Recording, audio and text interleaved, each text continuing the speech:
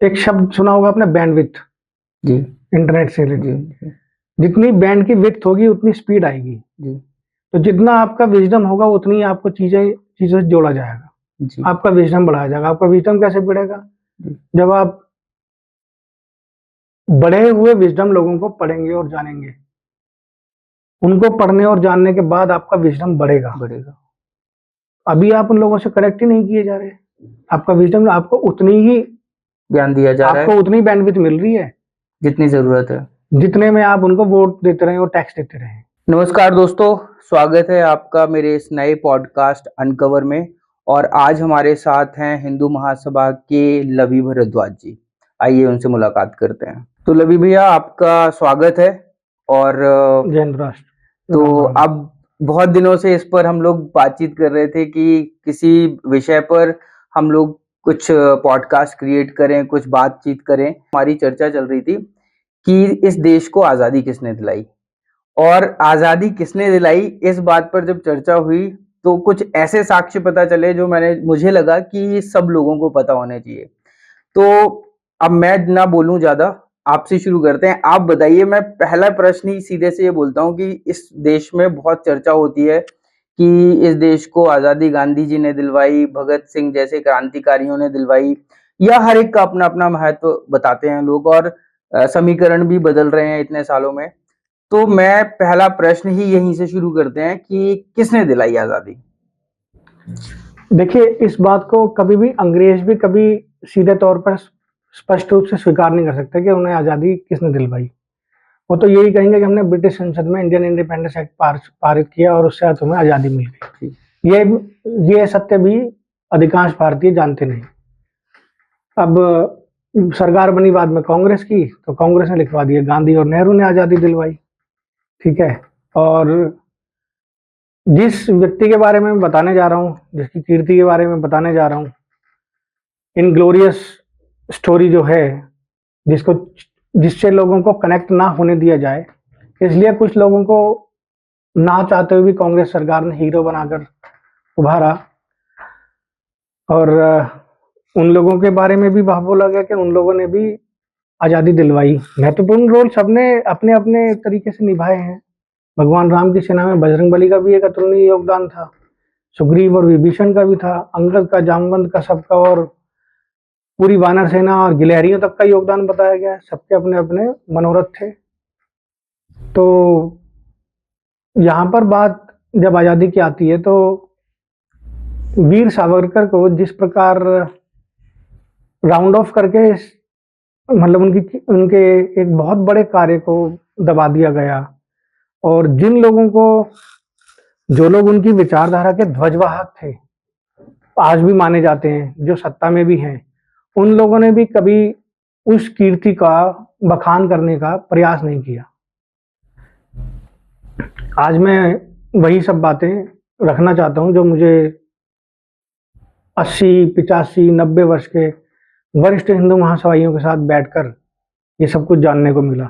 बड़ा दुख होता है कि एक क्रांतिकारी, जिसके लिए जो हमारी जो पॉलिटिकल पार्टीज हैं वो बट गई हैं, कि उसका योगदान क्या था क्या नहीं था उसके बारे में तो चर्चा होती नहीं है। चर्चा इस बात पर होती कि उसने अंग्रेजों से माफी मांगी या ये किया वो किया, और बहुत ही गलत तरीके से, क्योंकि कुछ लोगों को लगता है कि वीर सावरकर किसी एक पार्टी से संबंधित थे, किसी को लगता है कि वो किसी और विचारधारा पर चलते थे। तो माफी मांगने वाले जो उनके तथ्य हैं, वो तो सुनी सुनाई बातें अधिकांश लोग करते हैं, इधर से सुनी और उन्होंने वही बोल दी, परंतु प्रमाणिक रूप से कोई भी आज तक नहीं इस बात को रख पाया कि भाई कोई कागज लाया हो सामने।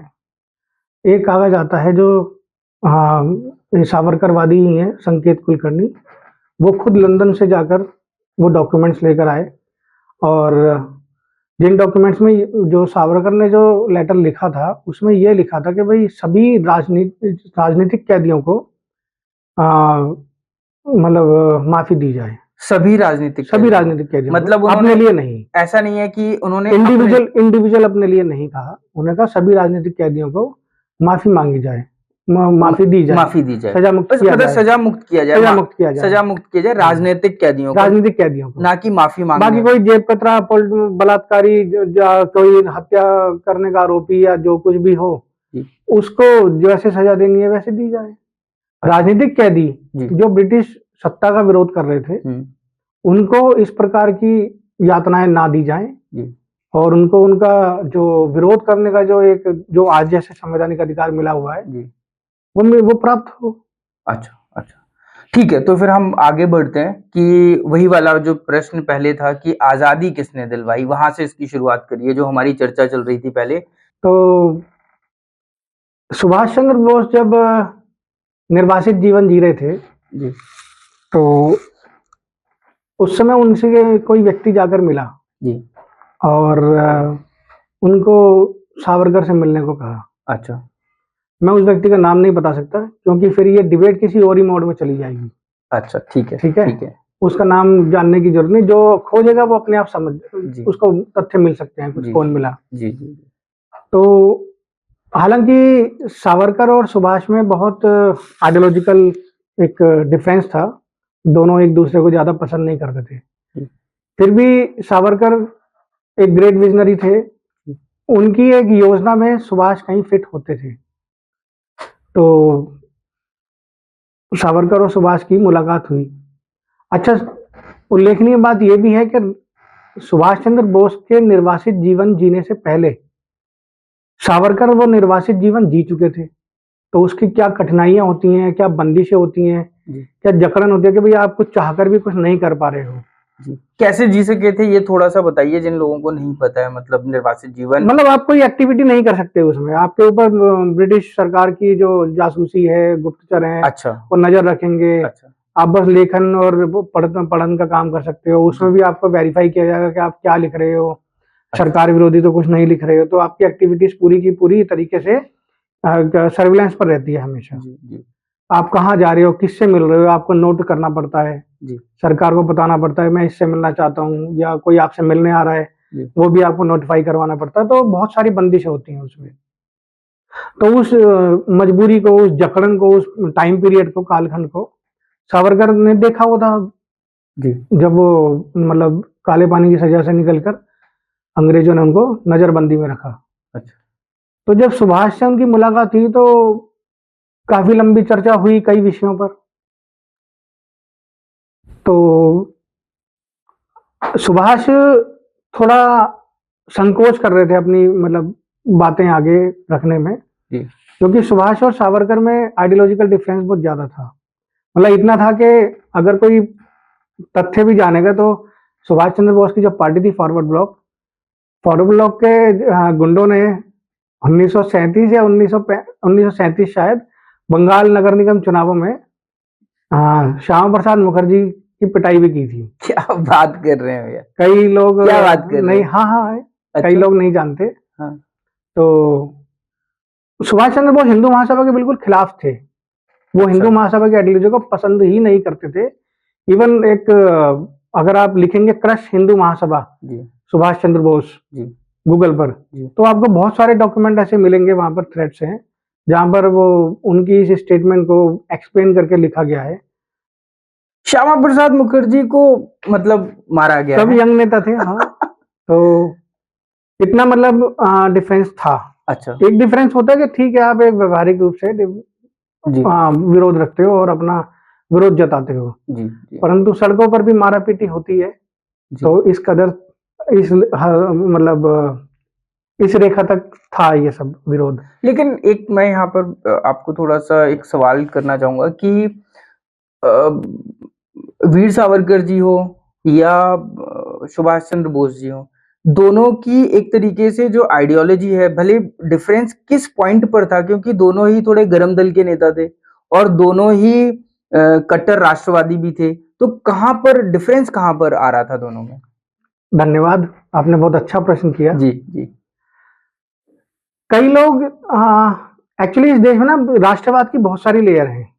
एक है विशुद्ध राष्ट्रवाद, जिनको और कुछ नहीं दिखता, वो केवल राष्ट्रवाद पर केंद्रित रहते हैं। फिर धार्मिक राष्ट्रवाद आता है, एक महर्षि अरविंद घोष ने तो स्पिरिचुअल रिवॉल्यूशन की बात की थी, कि इस देश को आध्यात्मिक क्रांति की आवश्यकता है। हाँ, श्री अरविंदो घोष। फिर एक स्वदेशी राष्ट्रवाद है जो आज राजीव दीक्षित के माध्यम से बहुत बड़ा चल रहा है। इसको पहले मतलब गांधी ने भी इसमें काफी योगदान किया है। तो जो हिंदूवादी लोग हैं, हिंदुत्ववादी, वो भी सुभाष चंद्र बोस को उनकी बिना विचारधारा पढ़े ही एक फ्लो में बहते हुए उनको जैसा बताया गया वो उसी तरीके से उनको उनके सुभाष चंद्र बोस की जो विचारधारा थी, उनकी पार्टी फॉरवर्ड ब्लॉक की विचारधारा, उससे उन्हें कोई उनका आता पता नहीं, उनको बोध नहीं है उसका। जब आप देखेंगे ये फॉरवर्ड ब्लॉक की राजनीति और उस समय की सुभाष चंद्र बोस की जो विचारधारा थी, वो मुस्लिम परस्त थे सुभाष चंद्र बोस। हाँ, तो हिंदू महासभा द्वारा जो मुस्लिमों का विरोध किया जाता था या सभी गैर हिंदुओं का जो विरोध किया जाता था, वो उन्हें पसंद नहीं था, वो उसके मतलब कड़े विरोधी थे। तो वे यहाँ पर ये बात मतलब विचार करने योग्य है कि सुभाष चंद्र बोस जो थे वो मुस्लिम परस्त थे या वो एक ऐसे भारत का निर्माण चाहते थे जहां पर वही हिंदू मुस्लिम सिख ईसाई आपस में सब भाई भाई, वो वाला कॉन्सेप्ट था। आप कुछ भी कह सकते हैं, लेकिन आप जब इस चीज को मेरे कहने से ना तो चीजें बदलेंगी, जैसी हैं वैसी रहेंगी। अच्छा ये होगा कि हम नेक्स्ट सेशन रखें फॉरवर्ड ब्लॉक की विचारधारा के ऊपर। मैं फॉरवर्ड ब्लॉक की पुस्तक लेकर आऊं, उनकी विचारधारा सामने बैठकर बताऊं। अच्छा, ठीक है, लोगों को तब ज्यादा बढ़िया रहेगा। जी जी जी। तो फिर अच्छा चलिए ठीक है, तो फिर हम उसी पर चलते हैं कि उन्होंने क्या करा। जो एक वहां पर जो विचारधारा में डिफरेंस दोनों की बैठक हुई और उसमें सावरकर ने सुभाष को यह प्रस्ताव दिया कि आप जैसे व्यक्ति को निर्वासित जीवन जीते रहना मतलब शोभा नहीं देता। आपका मतलब पुरुषार्थ बहुत महान है जी। आपको सेकेंड वर्ल्ड वॉर में पार्टिसिपेट करना चाहिए। ये किसने कहा? सावरकर ने। किसको कहा?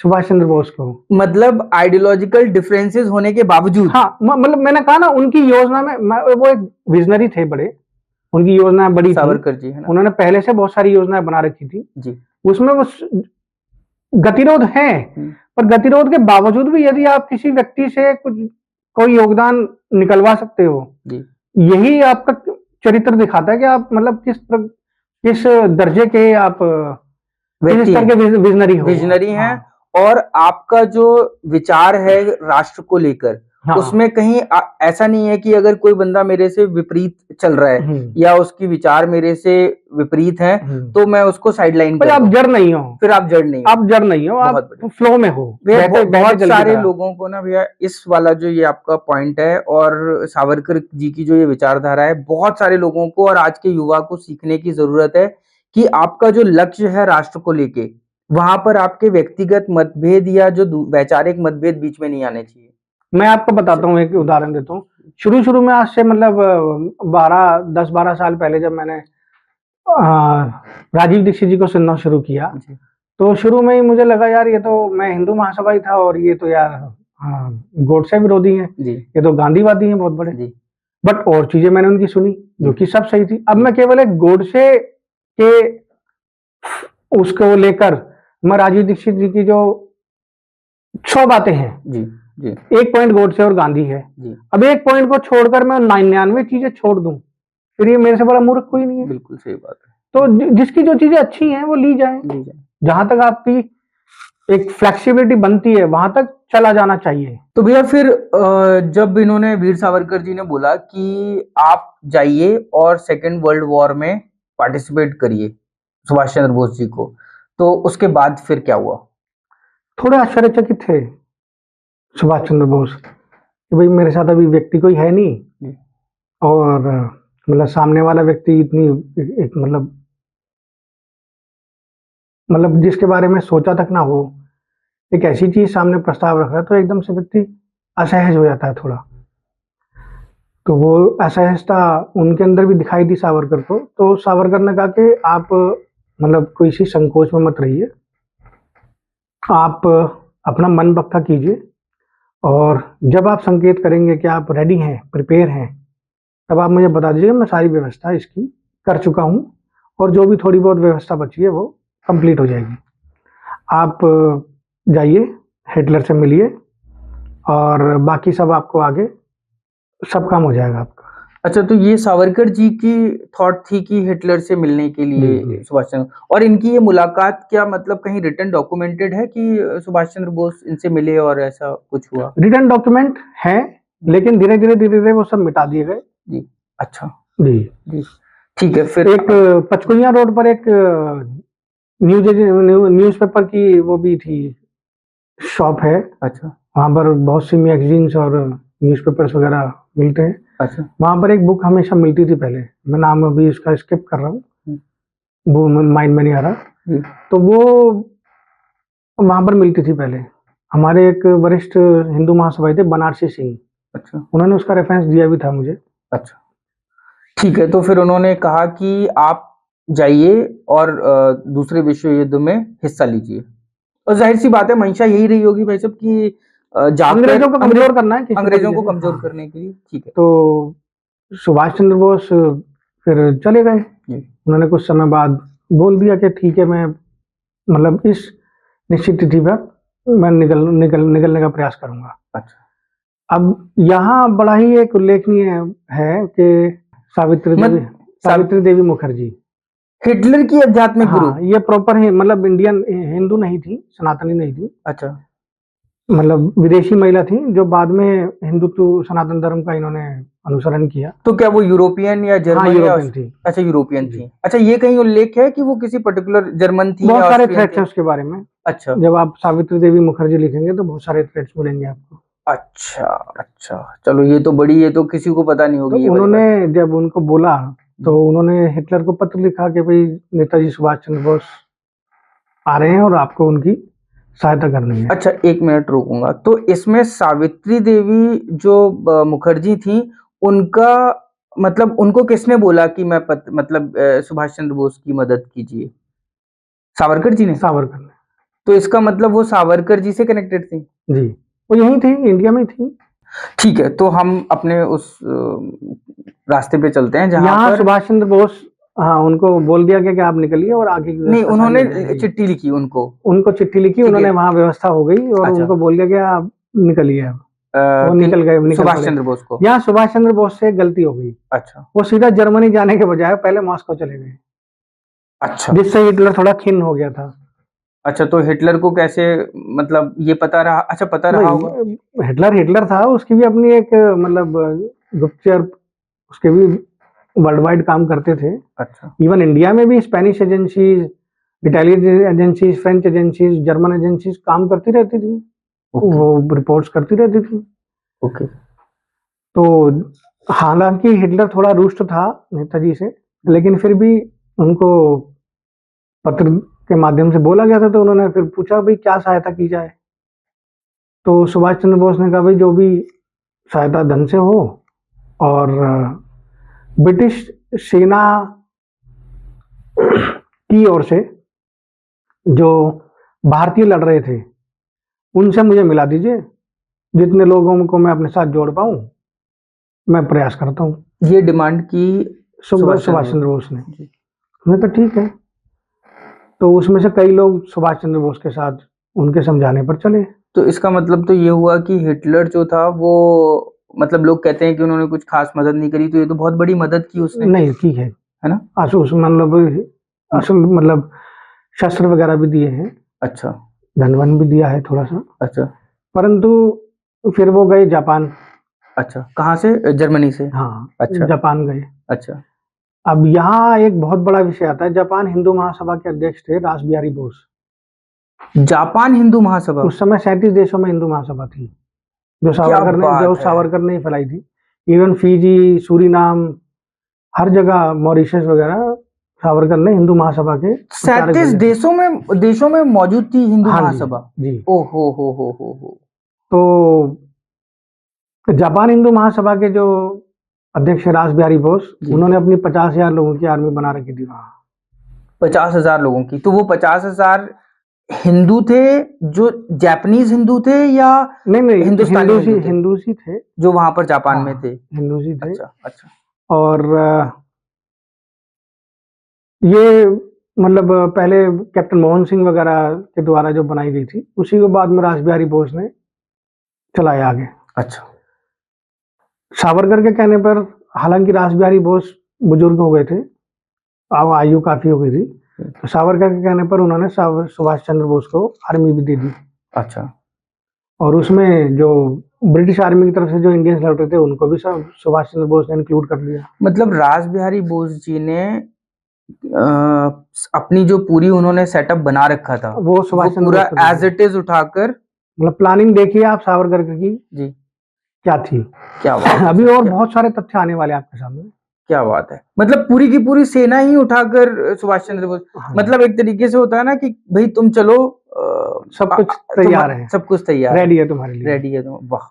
परंतु उसके लिए मतलब व्यक्ति भी चाहिए ना आपको कि वैसा। भाई आप देख रहे हैं किसी को। जी जी जी। अगर आप किसी की भी 19-20 को तो नहीं भेजेंगे ना, कोई बिल्कुल सही, बढ़िया पुरुषार्थ वाला व्यक्ति होगा उसी का चयन करेंगे आप। बिल्कुल बिल्कुल ये तो भेजा तो वो किसी और को भी भेज देते। बिल्कुल बिल्कुल। तो आगे जाकर उनकी आर्मी बनी, उन्होंने सारा जो किया वो सबको पता ही है। तो यहाँ पर लेकिन बहुत सारे फैक्टर्स हैं जो समझने पड़ेंगे। जी। सावरकर ने सब किया क्यों, सावरकर ने के माइंड में सब आया कैसे। जी। सावरकर को जो काले पानी की सजा हुई थी जी, उससे पहले सावरकर ने लिखा था स्वतंत्र समर, भारत का स्वतंत्र समर। अच्छा, स्वतंत्र समर, जिसमें उन्होंने 1857 के बारे में भी काफी कुछ लिखा था। अच्छा। तो हालांकि काले पानी की सजा के समय तक वो बहुत ज्यादा मुस्लिम विरोधी नहीं थे, सावरकर जी। सावरकर। अच्छा। लेकिन जेल के अंदर रहने के बाद जब उन्होंने वहां पर जो जेल में जो मुसलमान थे जी, उनकी विचारधारा को नजदीक से समझा। अच्छा। तो एक विषय से हटकर मैं आपको एक बात बता रहा हूँ। आज से 10 साल पहले आपकी विचारधारा कुछ और थी जी। धीरे धीरे बातें आपको नई नई पता लगी, धार्मिक बातें पता लगी, अंतर्राष्ट्रीय बातें पता लगी। तो विचारधारा हमेशा अपडेट होती रहती है, हमेशा पीछे नहीं जाती, अपडेट होकर आगे बढ़ती है। आपके विजन खुलते रहते हैं, नई नई ब्रांचेस के साथ आप कनेक्ट होते रहते हो। तो जब सावरकर ने ये मतलब मुसलमानों का सारा देखा और उनका पॉलिटिकल एजेंडा समझा, तो उन्हें अपनी किताब में लिखी हुई कुछ बातें पुरानी रिकॉल हुई। और जब उसके साथ उन्होंने देखा तो उन्होंने, जब वो काले पानी की सजा निकलकर नजरबंदी में आए तो वहां पर उन्होंने कुछ डेटा कलेक्ट किए, जिस डेटा के हिसाब से ब्रिटिश आर्मी में हिंदुओं की संख्या ज्यादा नहीं थी। अच्छा, बहुत ज्यादा नहीं थी। मतलब जो अंग्रेजों की तरफ से लड़ने वाले हिंदू थे वो अधिक नहीं थे। तो कौन था? तो यानी कि कल को अब मैं ये कहता हूँ यदि मुगल आर्मी अगर 1857 में मुगल जीत जाते तो इस देश की सत्ता कौन संभालता? दोबारा मुगल संभालते। ये बात सावरकर को भी समझ आ गई। यदि आज अगर अंग्रेज चले गए तो इस देश की सत्ता कौन संभालेगा? सत्ता वही संभालेगा जिसके हाथ में, क्या बात है, दिमाग घुमाने वाली बात है। सत्ता वही संभालेगा जिसके पास आर्मी ज्यादा होगी। बिल्कुल सही। सैनिक संगठन जिसके पास ज्यादा होगा। बिल्कुल सत्य। तो उन्होंने उस समय एक मूवमेंट चलाया, हिंदू महासभाई युवकों को प्रेरित किया ब्रिटिश आर्मी ज्वाइन करने के लिए, कि आज नहीं तो कल मतलब लड़ाई तो ज्यादा बढ़ेगी। भले अंग्रेजों ने आज गांधी नेहरू के नाम पर लोगों को नरम बना दिया है। जी, जी। लोग आजकल सत्याग्रह करने लगे हैं, विरोध प्रदर्शन, लेकिन कल को उग्रता बढ़ेगी कभी ना कभी। तो आपको लड़ने के लिए लायक तो होना चाहिए, आपको बंदूक चलानी आनी चाहिए, बिल्कुल, आपको मार्शल आर्ट्स वगैरह आनी चाहिए, युद्ध कला में निपुण होना चाहिए, बिल्कुल। तो बजाय मतलब इनके लिए लोगों को आर्मी में भेज के ट्रेन करवा दो। क्या बात। तो भारी मात्रा में पूरे भारत से हिंदू महासभाई जो थे वो ब्रिटिश आर्मी में, ब्रिटिश नेवी में, ब्रिटिश एयरफोर्स में उन्होंने जाना शुरू किया, भर्ती हुई। हाँ, तो इसका मतलब ये है कि पहले जो दूसरे जो धर्म है वो लोग ज्यादा होंगे, ज्यादा मतलब नहीं, मतलब बराबर किसी संख्या थी। अच्छा। तो फिर उन्होंने बोला कि भी हिंदूज को भी यहाँ पावर इतना चेंज आया कि 2 से 4 साल के अंदर हिंदूज की संख्या कम से कम 75% 70-75% तक हो गई थी, प्लान्ड वे में। बहुत बढ़िया। बाकी सिख भी थे, ईसाई भी थे, पारसी भी थे, मुसलमान भी थे। तो ये सब हुआ। और ये सब प्लान किया सावरकर ने। ये सब प्लान किया इसीलिए सावरकर को भाई आधे लोग तो पसंद ही नहीं करते हैं, अब मतलब देखिए ना, मतलब तभी तो इस व्यक्ति के साथ कनेक्ट ना होने दिया जाए जनमानस जी को, जी जी जी उसको जी। दबा दो। और हमेशा नेगेटिविटी फैला के रखो। हाँ, आदि शंकराचार्य की आइडियोलॉजी को दबा दो, हाँ, बुद्ध को उठा दो, बिल्कुल सही बात, ठीक है। बिल्कुल सही बात, पुष्यमित्र शुंग को दबा दो, अशोक को उठा दो, सही बात। शशांक शेखर, शशांक को राजा शशांक को, जो बंगाल के गौड़ प्रदेश के से, जी, उनको दबा दो, हर्षवर्धन को उठा दो। तो ये हमारे यहाँ पर हुआ है सरकारों द्वारा के एक जो सनातनी प्रिंसिपल के साथ देश के शौर्य को आगे बढ़ाने वाले जो लोग हैं, या कुछ चीजों को पुनर्जीवित करने वाले जो लोग हैं, दबा दो कि लोग उनसे कनेक्ट ही ना हो पाए और आप उनके विजन से कभी जुड़ ही ना पाए। और वही हो रहा है आज भी, देश वही हो रहा है आज भी यही हो रहा है। आज पूरे देश में यदि आदि शंकराचार्य की आइडियोलॉजी फैल जाए, लोग जान जाए पुष्यमित्र शुंग को और गौड़ाधिपति शशांक को उन्होंने क्या क्या किया, किसी को सॉल्यूशन की जरूरत नहीं है, अपने आप रेवोल्यूशन आ जाएंगे। इस पर भी एक सेशन और करेंगे क्योंकि ये अपने आप में ये बहुत बड़ा टॉपिक है, बहुत बड़ा टॉपिक है।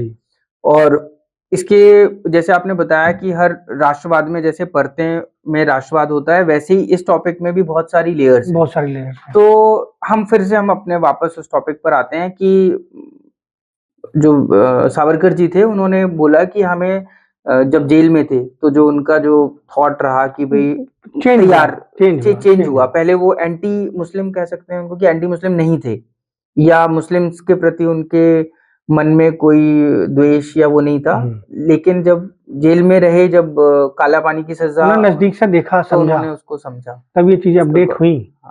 तभी उन्होंने वो मोपला का वो भी लिखा है, शायद एक उपन्यास भी लिखा है जो केरल में जो हुआ था। देखा ना भाई, मोपला से ही तो हिंदू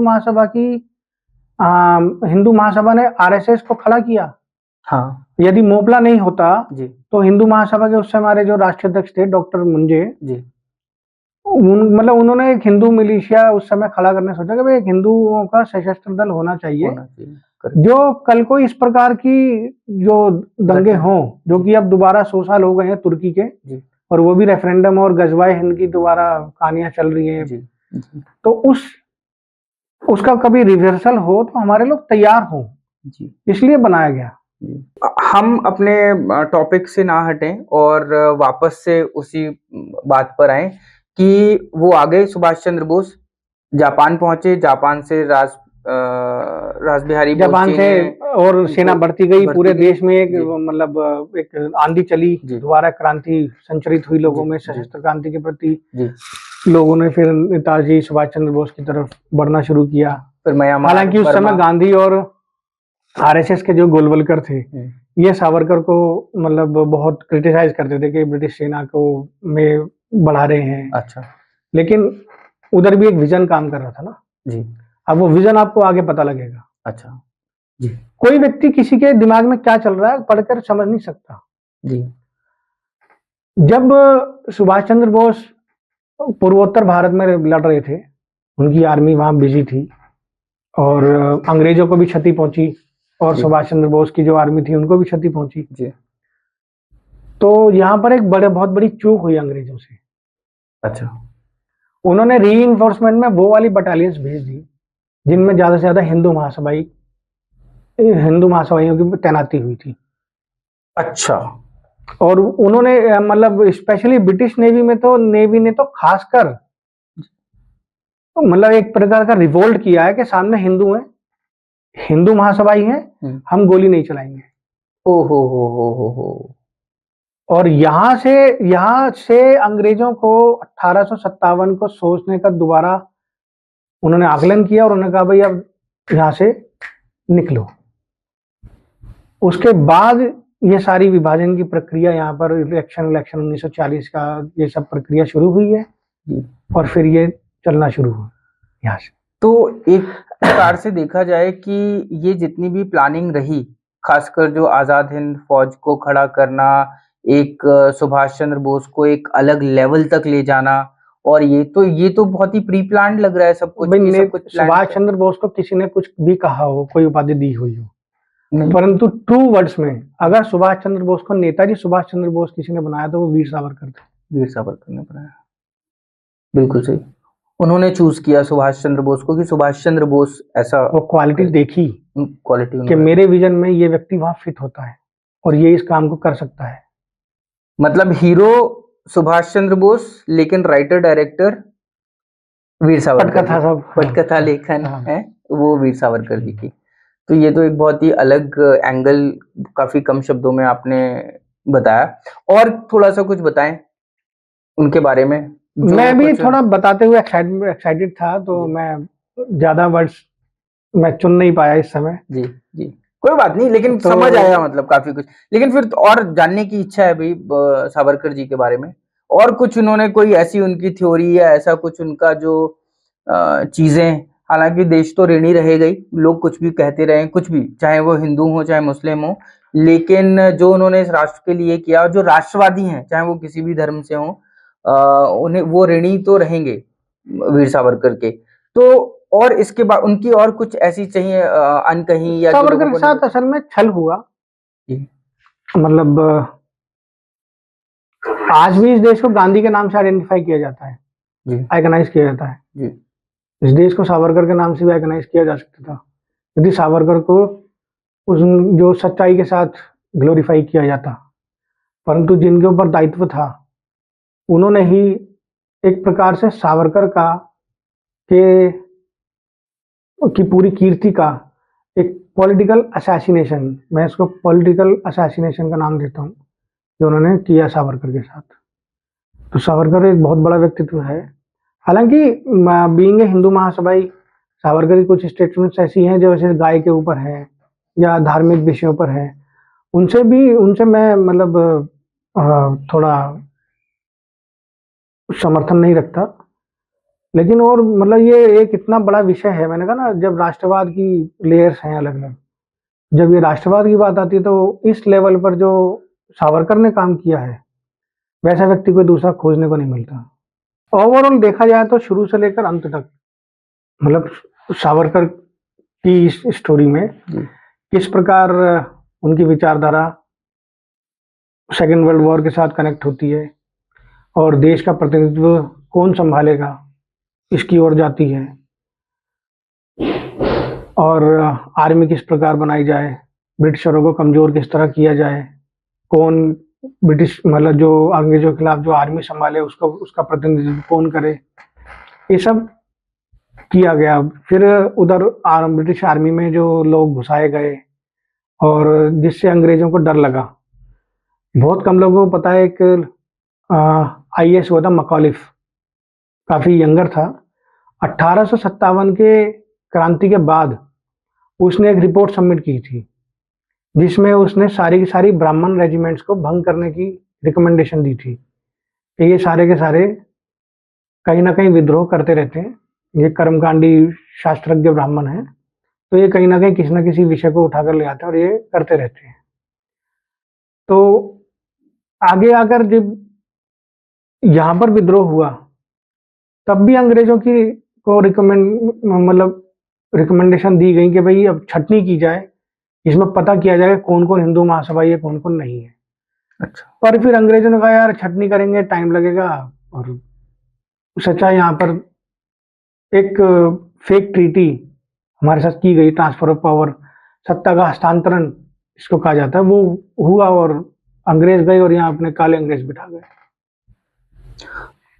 अच्छा, ये भी आपने काफी इंटरेस्टिंग बात बताई है कि सत्ता का हस्तांतरण। तो जो ये सुनते आ रहे हैं कि भाई 99 वर्षों के लिए सत्ता को दिया गया है, क्या ये बात सत्य है? बिल्कुल सत्य है, इसके बारे में तो कई बार बोला गया है।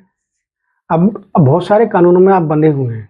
अच्छा, आप देखिए, आप अपने देश में गणित मंत्रालय नहीं बना सकते। आपके देश की जो प्रतिभा है, बड़े बड़े गणितज्ञ हुए हैं। जी यहाँ पे जो रामानुजन हुए हैं गणितज्ञ, जी, रामानुजन को रॉयल सोसाइटी ब्रिटेन की मतलब अपने साथ जोड़ती और प्रमोट करती जी है। जी जी भारत में कोई गणितज्ञ व्यवस्था नहीं थी, आज भी गणितज्ञ देखे जाए तो गणित कोई छोटा विषय नहीं है।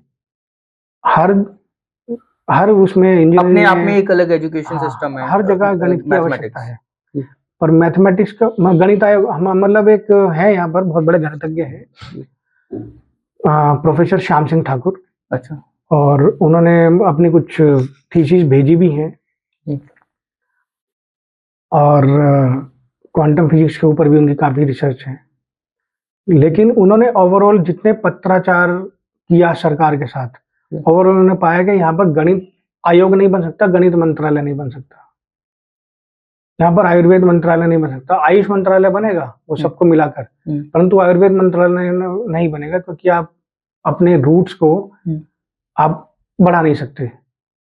यहाँ ज्योतिष मंत्रालय नहीं बन सकता। दुनिया भर की, पूरे ब्रह्मांड की खगोलीय घटनाएं, तो कितना बल मिलेगा, कितने शोध होंगे, आप इसका आकलन तक नहीं कर सकते। और संस्कृत बेस्ड जॉब्स कितनी निकलेंगी, इसका आकलन तक नहीं कर सकते आप। तो ये जो, लेकिन जिस तरीके से मोदी गवर्नमेंट प्रचार कर रही है और मोदी जी जिस तरीके से वो कर रहे हैं कि भारतीयता, हिंदुत्व और जितनी भी ये हिंदुत्व से जो सनातन संस्कृति से जुड़ी हुई चीजें हैं, उसका प्रचार तो इस तरीके से किया जा रहा है कि धीरे धीरे हम लोग उस रास्ते पे बढ़ रहे हैं जहां पर सत्ता पर पूर्णता अधिकार हमारा ही हो। एक शब्द सुना होगा आपने, बैंडविड्थ जी। इंटरनेट से रिलेटेड। जितनी बैंड की विड्थ होगी उतनी स्पीड आएगी जी। तो जितना आपका विजडम होगा उतनी आपको चीजों से जोड़ा जाएगा जी। आपका विजडम बढ़ाया जाएगा। आपका विजडम कैसे बढ़ेगा? जब आप बढ़े हुए विजडम लोगों को पढ़ेंगे और जानेंगे, उनको पढ़ने और जानने के बाद आपका विजडम बढ़ेगा।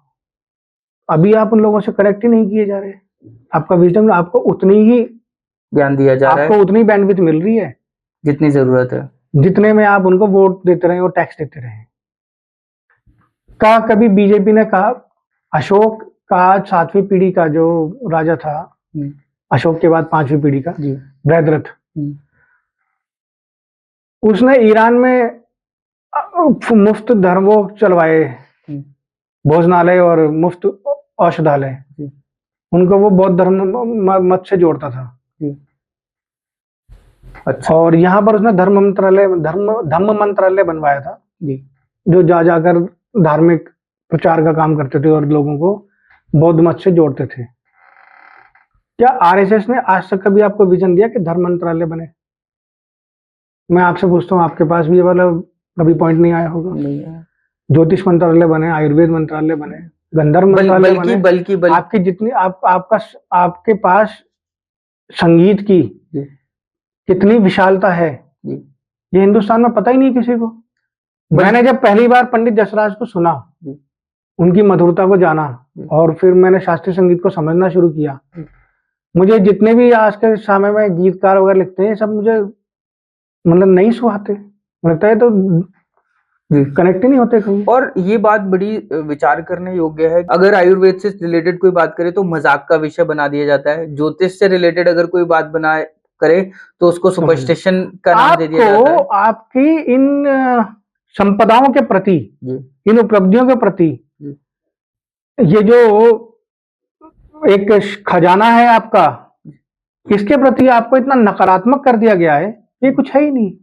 आपको खुद ही घृणा होने लग जाए अपनी ही विरासत। आप देखिए, मैंने जो आपसे सारी बातें करी हैं आज, इसके लिए लोग प्रमाण मांगेंगे जी, प्रमाण लाइए, बहुत सारे होंगे। अभी आप देखिए कमेंट्स बहुत आएंगे। मैं कहता हूँ रामायण और महाभारत सामने साक्षात है, बावजूद उसके राम और महाभारत काल को काल्पनिक कहा था, मिथ कहा जाता है। मिथ कहा जाता है। आज तक किसी भी, ये हमारे 10 साल से सरकार है हमारी, इस सरकार ने कभी ऐसी कोई पहल नहीं की कि वो ये मतलब ये कहे कि भाई इनको मिथ माइथोलॉजी नहीं कहा जाएगा। ये तो हिस्टोरिकल इवेंट्स हैं जो हुए हैं पहले। आप किसी और धर्म के व्यक्ति को मतलब बोल दीजिए कि माइथोलॉजी में आता है, आप सुन रहे हैं, समझ रहे हैं, स्वीकार कर रहे हैं, सही कह रहे हैं, और जी रहे हैं उसी के साथ। बिल्कुल सुन रहे हैं कि राम मिथ थे, भाई राम को माइथोलॉजी, रामायण को माइथोलॉजी कहने वाले तो राम मिथ थे। आप भी तो बोल रहे हैं, आपके लोग बोलते हैं। बिल्कुल। तो ये विजन कौन देगा? ये विजन वही लोग देंगे जिन्होंने इस लेवल पर काम किया है, और जब आप उनको पढ़ेंगे तब आपका जो आपकी जो समझदारी के छेद है ना, वो बढ़ेंगे और आपको ज्यादा बैंडविड्थ मिलेगी जी। और नहीं तो फिर आप वो व्हाट्सएप यूनिवर्सिटी से फिर आप भेड़े अंडर ग्रेजुएट, पोस्ट ग्रेजुएट और पीएचडी लेते रहे हैं। फिर इस देश में भेड़े चली रही हैं, वो भेड़े करेंगे अपना काम। तो भैया फिर हम आते हैं वापस से उस पर कि ओवरऑल अगर चीज देखी जाए तो हमारे जो सावरकर जी थे उनका जो योगदान है वो भुलाया नहीं जा सकता। भुलाना तो दूर की बात है, मतलब ऋणी है हम लोग, और बल्कि देश को नतमस्तक होना चाहिए इररिस्पेक्टिव ऑफ एनी रिलीजन, जो राष्ट्र के लिए उन्होंने किया। तो इसी के साथ मुझे लगता है ये पॉडकास्ट को अभी हम विराम देते हैं, और जो हमने और टॉपिक्स पर बात करी उनको किसी और दिन रिकॉर्ड करते हैं, बैठते हैं जब समय मिलता है तो फिर मिलते हैं। और भैया जी बहुत बहुत नमस्कार और जय श्री राम। आपने समय दिया इसके लिए बहुत बहुत धन्यवाद। जय हिंद राष्ट्र, जय श्री राम।